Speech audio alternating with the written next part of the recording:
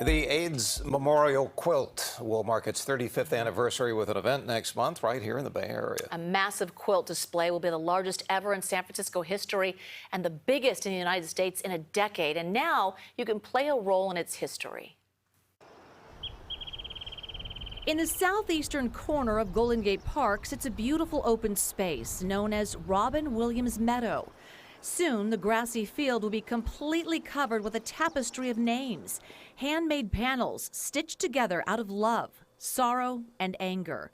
On each one, the story of a person who died from AIDS. The reason we did it was because we were mad at the government. We were mad that our friends were dead. And I'm still mad my friends are dead. Really just tragic that not only were we losing them, but they were being forgotten. I did not want them to be forgotten. Gert McMullen and Cleve Jones are co-founders of the quilt. In 1985, Cleve got the idea during a candlelight march to commemorate the assassinations of then Supervisor Harvey Milk and Mayor George Moscone. That night as we marched, I asked people to write the names of their neighbors and friends and loved ones who had been killed by AIDS. And we put these on placards, and then we marched to the old Federal Building. We climbed up on big ladders and covered the gray stone facade of the building with this patchwork of names.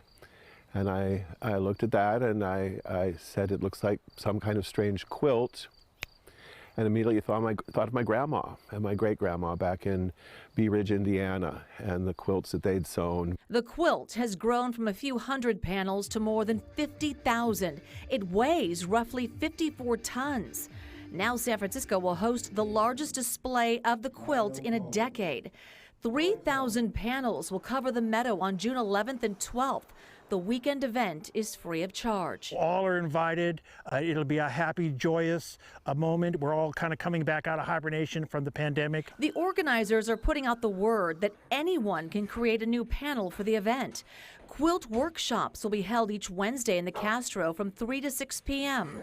On hand, quilt volunteer Michael Bonjourney. It struck me that this is the thing I can do. I wasn't a politician, and I wasn't a activist like knocked up that I could throw things at the FDA, and I wasn't a medical person, but I could teach people how to make things. I'm actually proud of the fact that I was able to do it. Robin Williams made his first quilt in honor of his best friend Andrew.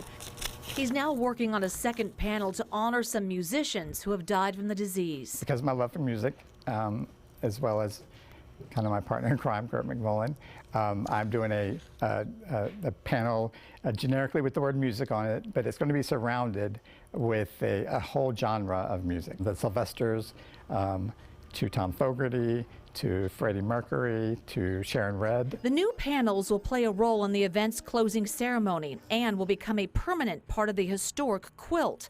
Its legacy involves the terrible mistakes made during the AIDS crisis, but it's also about the threads that connect us all. I think there's a deeper legacy, which is the power of community and the power of memory, and the fact that people do love each other and do care for each other very much. And at a time of enormous suffering and great pain, people responded with love and beauty. And I think that's a marvelous thing. The National AIDS Memorial oversees the quilt.